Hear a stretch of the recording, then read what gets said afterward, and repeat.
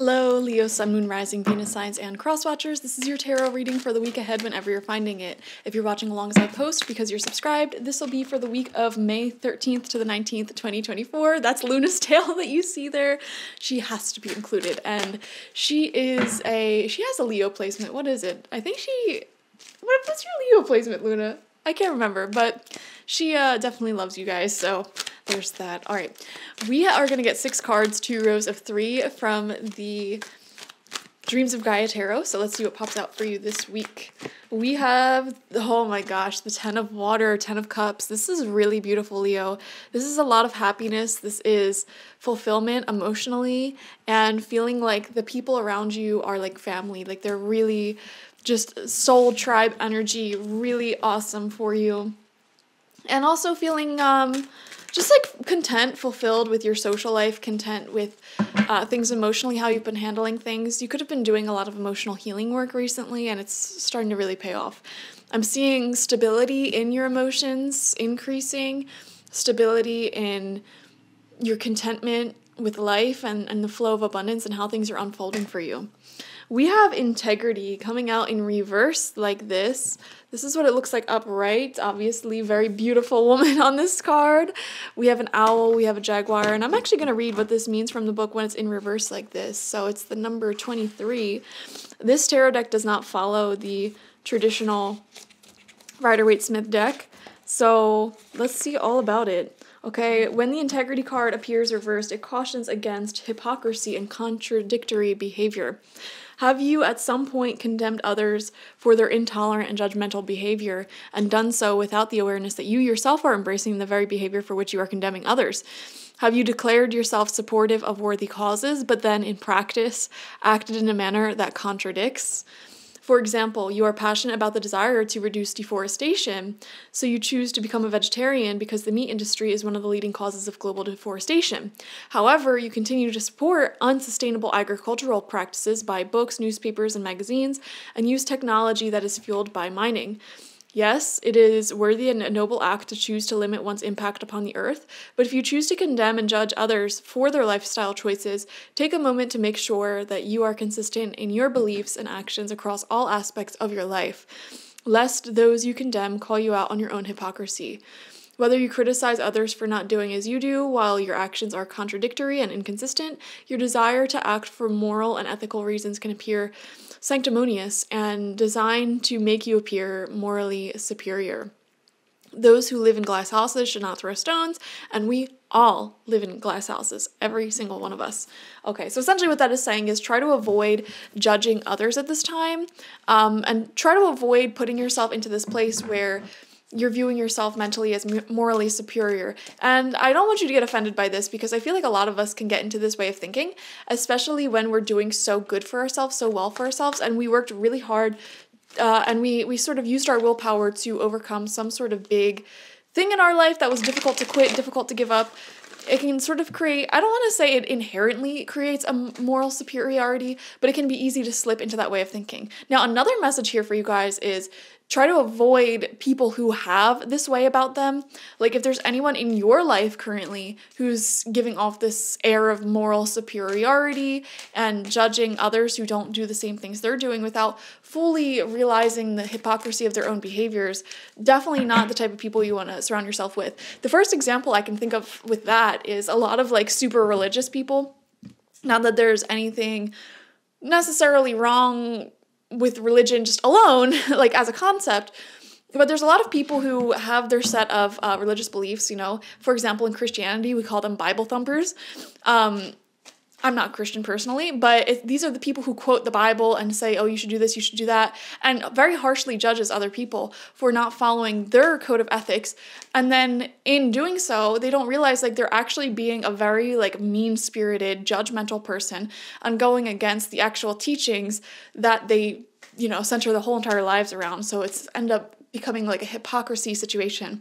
So this is saying try to avoid people like that, but also try to see this behavior within yourself and where it may come through, no matter what your belief system is. You know, sometimes, especially people who have alternate beliefs, alternate lifestyles, they may not realize that they too are immune to this dogmatic way of thinking, and they can fall victim to this like moral superiority that can develop as well. Essentially what it's saying is just make sure that you're not harshly judging others and you keeping yourself humble. And I actually find a lot of the time when you find yourself judging other people, even if it's just in your own head, which we all do, okay, I feel like that can oftentimes be a reflection of the things that we judge within ourselves. And the reason we feel so strongly judgmental towards a certain person is because we actually have the same exact traits anyways. We're doing the same thing anyways. So we're actually judging ourselves.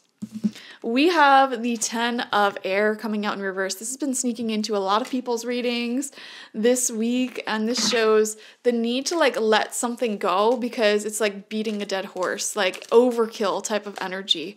So pay attention to anything like that. If how do I put this? I don't know why I'm getting a feisty energy this week for you, Leo. It's like overkill. You're doing too much. You're doing too much. All right, we get the point. And I'm not talking about you. This could be about anyone in your life where it's like, all right, we get the point. Like, you're just not letting it go. Let the issue go. Let the issue go. I don't know where this is coming out in your life. For some of you, it could be you. It could be other people in your life. But there's definitely somewhere where it's like, why are you still holding on and trying? And actually, the card that just flipped over is the Four of Earth in reverse, which exactly talks about the inability to let go. It's like you're holding on very, very, very tightly to something that it's time to let go of. Now, the weird thing is, I know this all sounds so negative, but we have that 10 of water, and we need to keep that in perspective here. This is actually a very happy week for you. And I feel like for a lot of you, a part of the reason why you're experiencing this happiness is because you're allowing yourself to release any individuals or ways of thinking that is totally restrictive to you. I don't know why, Leo. This is going to be like a general Leo message, but I feel like a lot of Leos this month may be living a very strict religion, and this isn't you personally, this is just what Leo energy is going through this week, what I'm picking up on. A lot of people will be doing things like leaving very strict religions. I'm seeing Leos moving away from their family members who may have been very verbally abusive, psychologically abusive, judgmental. Even like looking back at your own history of like trauma or the past, recognizing patterns there and fully walking away from that lifestyle, from those patterns.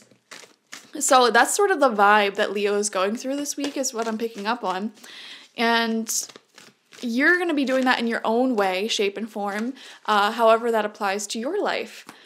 But you're going to have to break out of the habit of having that comfortability, you know? It's like, for example, if someone's leaving a toxic church or a religion, they're going to have to get used to the concept of not having that community to go to, that regular social thing to go to. They're going to have to get used to the fact, like, okay, I need to go out and meet new people. I need to, you know, because that's like a part of their comfort zone. Like, that's what they do. That's where they go when they have an issue, whatever. They're going to have to find something else, and they're going to have to come to terms. Like, I can't automatically like go back. It's very subconscious. I don't know if any of you have ever broken up with like a best friend or went through a breakup before. I'm sure all of you have at some point in time. But it's like the weird part is right after, when it's like, oh, I should text them this, or oh, I should send this meme to them. It's like, no, I can't do that anymore. And I feel like that's sort of the saddest part. That's the hardest part to break out of. For some of you, the danger this week is that you're going to keep, you know, sending those messages and reaching out. So this is your warning now. We have the Queen of Water. See, this is what I'm saying. There's so much healing, so much love, and a real genuine community of people is starting to build up around you. And these are people who are much greater aligned with you. Very beautiful. For some of you, there could be a divine feminine water sign in your life. Cancer, Scorpio, Pisces. They could have strong water placements or just strong water energy in general, which is very emotionally nurturing, healing. Like, they'll listen to you. They'll talk to you. They'll give you a hug. They'll make sure you're okay. And they're a really positive influence in your life. And they offer you the safe space to just be yourself and sort of leave behind the old stories, the old communities that do not serve, the old people that do not serve, who are very judgmental. And then final card out, we have the Sage. And here we have that owl coming out again. Very beautiful. Leo, I feel like a lot of you, if you're like much higher evolved, ascended Leos, some of you may be actually taking on this position of inspiring and uplifting others. I don't know why I'm getting a vision here of posting a lot of inspirational stuff on social media. So if you have any idea that's sort of like that, where your goal is to become like a big TikToker or Instagrammer or something like that, or even if it's not your goal to like be huge in that, you just want to put that type of message out into the world, I'm seeing a lot of success in that. So we do see that message of popularity if you are spreading wisdom, good vibrations, energies as well. I'm also seeing a lot of luck for any of you who are in any of the healing careers like therapy, medicine, even teaching, things like that. I feel like your career may be taking pretty good turns during this time, and you're going from just working normal, like just paying your bills, doing your job, to you're still doing that, but now you're like feeling so confident and comfortable in what you're doing that you want to sort of spread your message to the world, whether that's to the general public or to other people who are also healers, other people who are also like you. So very cool stuff there.